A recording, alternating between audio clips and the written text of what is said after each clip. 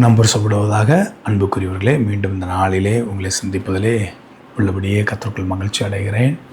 நேற்றைய தினத்தினுடைய தொடர்ச்சியை நாம் இந்த நாளில் பார்க்க போகிறோம். தானியேலின் புத்தகம் 6ஆம் அதிகாரத்திலே நாம் வாசித்தோம் அல்லவா? தானியேலின் காரியம் ஜெயமாயிருந்தது. காரணம் என்ன என்பதை நேற்று வாசித்தோம். அதற்கு ஆதாரமாக முதல் வசனம் நீதிமொழியின் புத்தகம் 21ஆம் அதிகாரம் கடைசி வசனத்தை வாசித்தோம். குதிரை இத்தனை நாளுக்கு ஆயத்தமாக்கப்படும், ஜெயமோ கர்த்தரால் வரும். ஜெயமோ தானியேலின் காரியம் ஜெயமாயிருந்தது. தன்னை தீட்டுப்படுத்தாதபடி காத்தவனுடைய காரியம் ஜெயமாயிருந்தது.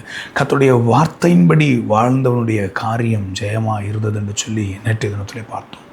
இந்த நாளிலும் தொடர்ந்து அதே 6ஆம் அதிகாரத்தின் கடைசி வசனத்தை நான் மீண்டும் வாசிக்கிறேன். தரிவின் ராஜ்யபாரம் காலத்திலும் பெரிஷனாகிய கோரேசுடைய ராஜ்யபார காலத்திலும் தானியேலின் காரியம் ஜெயமாயிருந்தது. தானியேல் ஜெயித்ததுக்கு காரணம் என்ன? ரகசியம் என்ன? தீட்டுப்படுத்தாதபடி காத்த அவனை மனித தயவினாலும் தேவ ஆவியினாலும் தேவ வரத்தினாலும் ஞானத்தினாலும் நிரப்பின ஆண்டவர் பின்பாக அவனுடைய வாழ்க்கையில் இருந்த பிரச்சனைகள் அநேகமாக இருந்தாலும், எத்தனை வித சத்துருக்களின் போராட்டம், எத்தனை வித ராஜ்யங்கள் அவனை எதிர்த்து வந்தாலும், எத்தனை வித ராஜதந்திரங்கள் அவனை எதிர்த்து வந்தாலும், ஒன்று அவன் செய்தான். வாசிக்கிறேன் தானியேலின் புத்தகம் 6ஆம் அதிகாரம். அவனுக்கு ஒரு பிரச்சனை நடக்குது. தேசாதிபதிகள் எல்லாம், பிரதானிகளின் தலைவர்கள் சிலரும் சேர்ந்து, தேசாதிபதிகள்லாம் சேர்ந்து தரிவுக்கு ஒரு ஆலோசனை ஆலோசனை கொடுத்ததுனால நான் வாசிக்கிறேன். அதே 6ஆம் அதிகாரத்தின் முதல் வசனம் இப்படியாக ஆரம்பிக்குது. ராஜ்யம் முழுவதையும் ஆளும்படிக்கு தன் ராஜ்யத்தின் மேல் 120 தேசாதிபதிகளையும் ராஜாவுக்கு நஷ்டம் வராதபடிக்கு அந்த தேசாதிபதிகள் கணக்கு ஒப்புவிக்கிறதற்காக அவர்களுக்கு மேலாக 3 பிரதானிகளையும் ஏற்படுத்துவது தரிவுக்கு நலவென்று கண்டது. இவர்கள் தானியேல் ஒருவனாயிருந்தான். இதுவரைக்கும் தானியேலுக்கு பிரச்சனை இல்லை. முதல் 2 வசனம். 3ஆவது வசனம் ஒரு காரியம் நடக்கு. இப்படி இருக்கையில் தானியேல் பிரதானிகளுக்கும் தேசாதிபதிகளுக்கும் மேற்பட்டவனாய் இருந்தான். தானியேலுக்குள் விசேஷித்த ஆவி இருந்தமையால் அவனை ராஜ்ய முழுமைக்கும் அதிகாரியாக ஏற்படுத்த ராஜா நினைத்தான்.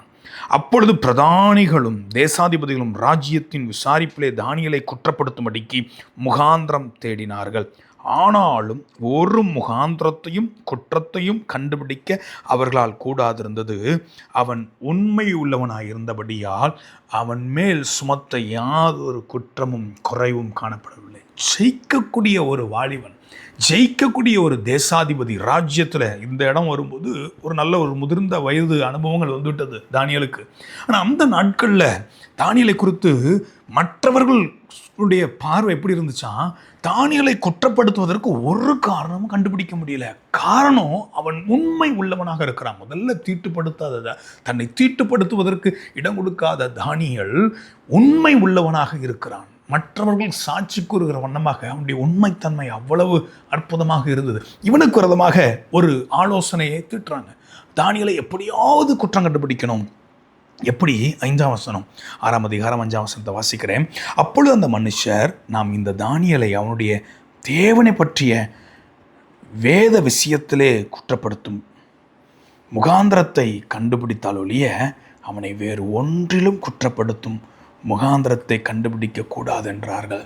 பாருங்க, உண்மையாக இருக்கிறான், உத்தமமாக இருக்கிறான். ஒரு வேளை வேதத்தில் மத்தேயு எழுதின சுவிசேஷ புத்தகத்தில் வாசிக்கிறோம் 5ஆம் அதிகாரத்தில், நீதி நிமித்தம் துன்பப்படுகிறவர்கள் பாக்கியவான்கள். 1 பேதுரு புத்தகத்தில் வாசிக்கிறோம், கிறிஸ்துவின் நிமித்தம் பாடுபட்டால் நாம் பாக்கியவான்களாக இருக்கிறோம். ஆண்டவருக்கு அடுத்த காரியங்களின் நிமித்தம் துன்பப்பட்ட சாத்ராக், மேஷாக், ஆபேத்நேகோவின் காரியங்களை கண்டவர்கள் இவர்கள். 4ஆம் ஆளாய் அக்னி சூளையிலே தேவன் உலாவி அங்கு பெரிய சாட்சி ஏற்படுத்தினதை பார்த்த ஜனங்கள் தான். தானியேலை ஆராதிக்கிற காரியத்தில் பாருங்கள், இந்த சத்தத்தை கேட்கிற நீங்கள், நான் உண்மையாக தானே ஆராதிக்கிறேன், ஆண்டவர் உண்மையாக தானே தேடுறேன், ஆண்டவருக்கு தானே என் செவியை சாய்க்கிறேன், ஆண்டவருக்கு தானே என் வாழ்க்கை முழுவதும் அர்ப்பணிச்சிருக்கிறேன், என்னை ஏன் இந்த மனுஷங்கள்லாம் பகைக்கிறாங்கன்னு நீங்கள் நினைக்கிறீங்களா? தானியேலின் தேவன் நம்முடைய தேவனாக இருக்கிறார். உண்மையை காத்து கொள்ளும்போது, இதுவரைக்கும் தானியேலுக்கு பிரச்சனை பின்பாக தான் ஆலோசிக்கப்பட்டிருந்துச்சு. பாருங்கள், இன்னும் தொடர்ந்து அது உக்கிரமாக இன்னும் அதிகமாக வருகிறது. 6ஆம் வசனம், பின்பு அந்த பிரதானிகளும் தேசாதிபதிகளும் கூட்டம் கூடி ராஜாவினிடத்தில் போய் அவனை நோக்கி, தரியு ராஜாவே, நீர் என்றும் வாழ்க. எவனாகிலும் 30 நாள் வரையில் ராஜாவாகிய உம்மை தவிர எந்த தேவனையானாலும் மனுஷனையானாலும் நோக்கி யாதொரு காரியத்தை குறித்து விண்ணப்பம் பண்ணினால் அவன் சிங்கங்களின் கெபியிலே போடப்பட ராஜா கட்டளை பிறப்பித்து உறுதியான தாக்கீது செய்ய வேண்டுமென்று ராஜ்யத்தினுடைய எல்லா பிரதானிகளும் தேசாதிபதிகளும் பிரபுக்களும் மந்திரிமார்களும் தலைவர்களும் ஆலோசனை பண்ணி கொண்டிருக்கிறார்கள்.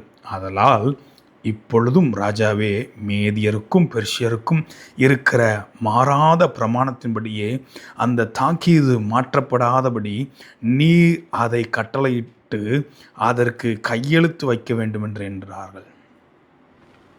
ஒரு ஆலோசனை பண்ணுறாங்க. மனுஷனை வணங்கணும், மனுஷன்ட்ட விண்ணப்பம் பண்ணணும். பாருங்கள், இதில் உண்மையான ஒரு தேவ பிள்ளை தன்னுடைய பெட்டிஷன்ஸை, தன்னுடைய விண்ணப்பங்களை, தங்களுக்காக பரிந்து பேசக்கூடிய அனுபவங்களை மனுஷன்ட்டு எதிர்பார்க்க மாட்டாங்க. என் சத்தத்தை கேட்கிற தேவ பிள்ளைகளை, உங்கள் வாழ்க்கையில் ஜெயமான ஜீவிதம் நீங்கள் ஜீவிக்க வேண்டும் என்பதற்காக நான் பேசுகிறேன். மற்றவர்கள் உண்மையாக இருந்த தானியலுக்கு விரோதமாக எழுப்பினது போல் உங்களுக்கு ஒரு கூட்ட ஜனம் எழும்பலாம். உடனே நீங்கள் மனுஷன்ட்ட போய் ஒத்தாசை எதிர்பார்க்காதீங்க. பாருங்க, அவங்களுடைய நோக்கம் ராஜாவாகிய உம்மிடத்தில் தான் விண்ணப்பம் வைக்கணும், வேறு யார்கிட்டையும் விண்ணப்பம் வைக்கக்கூடாதுன்னு சொல்லி தொடர்ந்து நம்ம வாசிக்கும்போது 9ஆம் வசனத்திலே, அப்படியே ராஜாவாகிய தரியு அந்த கட்டளை பத்திரத்துக்கு கையெழுத்து வைத்தான். கையெழுத்து வைக்கப்பட்டாயிருச்சு. ராஜாவை தவிர்த்து வேறு யார்கிட்டையும் ஜெபிக்க முடியாது, விண்ணப்பம் பண்ண முடியாது அப்படின்னு கையெழுத்து வைக்க, எந்த மனுஷன்ட்டையும் போகக்கூடாது, எந்த தேவர்கள்ட்டையும் போகக்கூடாதுன்னு சொல்லி கையெழுத்து வைக்கப்பட்டாயிற்று. ஒருவேளை உங்கள் வாழ்க்கையில் சில தீர்ப்பு எழுதப்பட்டது போல காணப்படலாம் உங்களுக்கு விரோதமாக. ஒருவேளை உங்கள் வாழ்க்கையில் சில காரியம் இதுதான் இப்படிதான்ன்றது எழுதப்பட்டது போல காணப்படலாம். வாசிக்கிறேன், தொடர்ந்து வாசிக்கும்போது, தானியேலோ என்றால் அந்த பத்திரத்திற்கு 10ஆம் வசனம், தானியேலோ என்றால் அந்த பத்திரத்துக்கு கையெழுத்து வைக்கப்பட்டதென்று அறிந்த போதிலும் தன் வீட்டுக்குள்ளே போய் தன் மேல் அறையிலே எருசலேமுக்கு நேராக பலகணிகள் திறந்திருக்க அங்கே தான் முன் செய்து வந்தபடியே தினம் 3 வேளையும் தன் தேவனுக்கு முன்பாக முழங்கால் படியிட்டு ஜெபம் பண்ணி ஸ்தோத்திரம் செலுத்தினான். 11ஆம் வசனம், அப்பொழுது அந்த மனுஷர் கூட்டம் கூடி தானியேல் தன் தேவனுக்கு முன்பாக ஜெபம் பண்ணி விண்ணப்பம் செய்கிறதை கண்டார்கள். பின்பு அவர்கள் ராஜாவுக்கு முன்பாக வந்து, ராஜாவின் தாக்கீதை குறித்து எந்த மனுஷனாகிலும் 30 நாள் வரையில் ராஜாவாகிய உம்மை தவிர எந்த தேவனையாகிலும் மனுஷனாகிலும் நோக்கி யாதொரு காரியத்தை குறித்து விண்ணப்பம் பண்ணினால் அவர்கள் சிங்கங்களின் கெபியிலே போடப்பட வேண்டும் என்று கட்டளை ஆல்ரெடி இருக்குதேன்னு சொல்கிறாங்க. ராஜாவுக்கு தானியேலை காப்பாற்றணுன்ற எண்ணம், காப்பாற்ற முடியல. பாருங்க, தானியேலை குறித்து நான் சொல்ல முடியும், எந்த நெருக்கத்திலையும் மரணமே வந்தாலும் மனுஷனை பார்க்கல, மரணமே வந்தாலும் அந்நிய தேவனை நோக்கி பார்க்கல. எந்த சூழ்நிலை உயர்ந்த பதவி தான், உன்னத பதவி தான், ஒத்தாசியை உலகத்தில் நாடலை. ஒருவேளை என் சத்தத்தை கேட்கிற தேவ பிள்ளைகளே, ஏதோ ஒரு விஷயத்தில் ஜெயம் கிடைக்காதபடிக்கு நெருக்கத்தில் நீங்கள் கடந்து போகலாம். ஒன்று புரிந்து கொள்ளுங்கள். உங்கள் வாழ்க்கையில் ஜெயம் வர வேண்டுமென்றால் தொடர்ந்து அந்த உண்மையை காத்துக்கொள்ளுங்கள். முதலாவது. இரண்டாவது, உங்களுடைய விண்ணப்பங்களை, உங்களுடைய ஜெபங்களை கர்த்தரை நோக்கினதாய் மாத்திரம் இருக்கட்டும். மனுஷனை நோக்கினதா இருக்க வேண்டாம், அந்நிய தேவர்களை நோக்கினதா இருக்க வேண்டாம். தயவு கூர்ந்து நான் சொல்லுகிறேன், கர்த்தரை பார்க்கிற முகங்கள் ஒரு நாளும் வெட்கப்படாது. தானியேலுடைய காரியங்கள் நீங்கள் தொடர்ந்து நீங்கள் வாசிப்பீர்கள் என்றால், அந்த ராஜா சிங்கங்களின் கெபிகளை போடுறாரு. வேகமாக எழும்பி அடுத்த நாள் காலையில் போய் தானியேலின் நிலைமை என்னன்னு சொல்லி விசாரிக்க போகிறாரு. 20ஆம் வசனத்தை வாசிக்கிறேன். ராஜா கெபியின் கிட்ட வந்தபோது துயர சத்தமாக, சிங்கம் கெபியில் போட்டுட்டோம், சிங்கம் என்ன பண்ணோம், அதனுடைய இயல்பு இந்த மனிதர்களை சாப்பிடும். அதனால் துயர சத்தமாக தானியேலை கூப்பிட்டு, தானியேலே, ஜீவனுள்ள தேவனுடைய தாசனே, நீ இடைவிடாமல் ஆராதிக்கிற உன் தேவன் உன்னை சிங்கங்களுக்கு தப்புவிக்க வல்லவராய் இருந்தாரா என்று தானியேலை கேட்டான். நீ இடைவிடாமல் ஆராதிக்கிற உன் தேவன் சிங்கங்களின் வாய்களில் தப்புவிக்க அவன் சொல்றான்.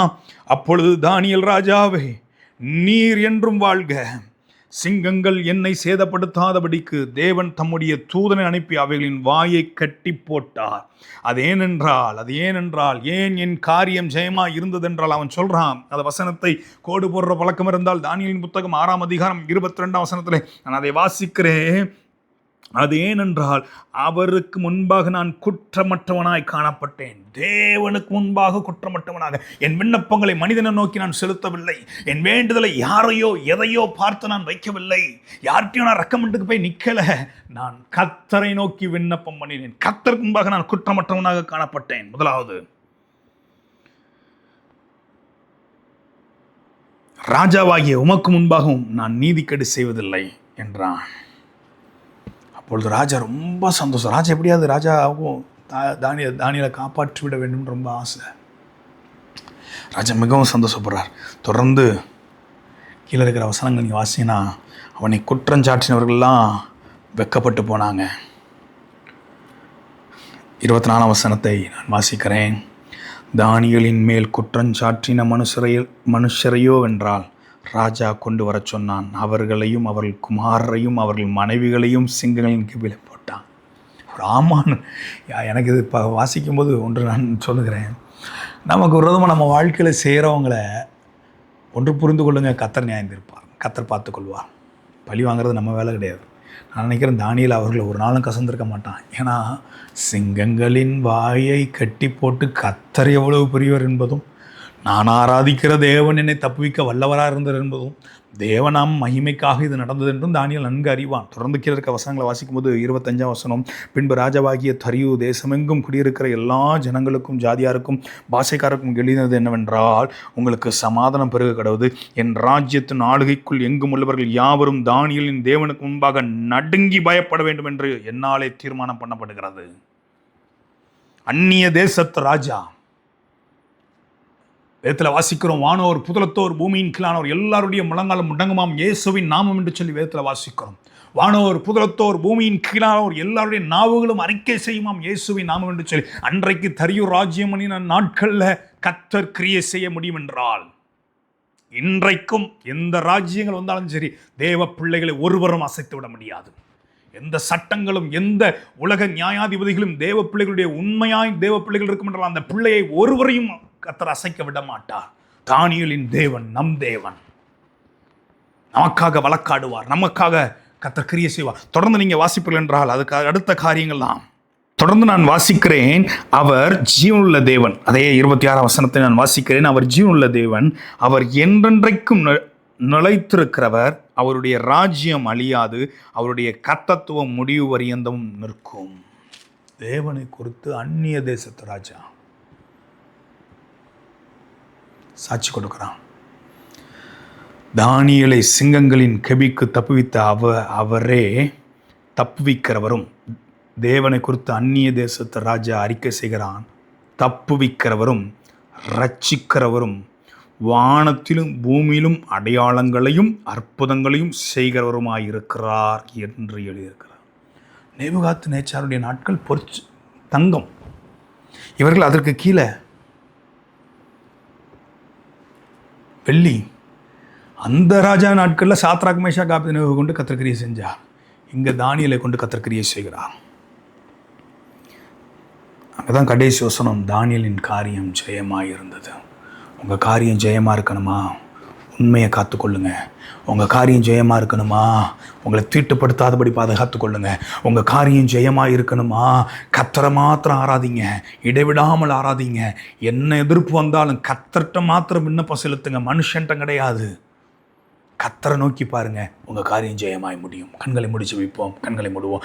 கர்த்தாவே நாங்கள் துதிக்கிறோம். இந்த 2 நாள் செய்தியை கேட்ட தேவ ஜனத்தை கண்ணோக்கி பார்ப்பீராக. ஆண்டவரே, தானியேலின் புத்தகத்தில் தானியேலின் காரியம் ஜெயமாய் இருந்ததற்கு காரணங்கள் என்னென்று சொல்லி நாங்கள் தொடர்ந்து தியானித்து இந்த 2 நாட்களாக வந்திருக்கிறோம். ஒவ்வொரு பிள்ளைகளுடைய வாழ்க்கையிலும் கர்த்தர் ஜெயத்தை கட்டளிடுவீராக. ஆண்டவரே, அதற்கு தங்களை தீட்டுப்படுத்தாதபடி காத்துக்கொள்ளட்டும், உண்மையை காத்துக்கொள்ளட்டும், உத்தமத்தை காத்துக்கொள்ளட்டும். ஆண்டவரே, விண்ணப்பங்களை உம்மிடத்தில் மாத்திரம் சொல்லட்டும். ஆண்டவரே, பெரிய மீட்பையும் ரட்சிப்பையும் கண்டு களிக்க தேவஜனத்தை அர்ப்பணித்து ஜெபிக்கிறோம். கர்த்தர் மகிமை. இயேசுவின் மூலம் பிதாவே, ஆமென், ஆமென்.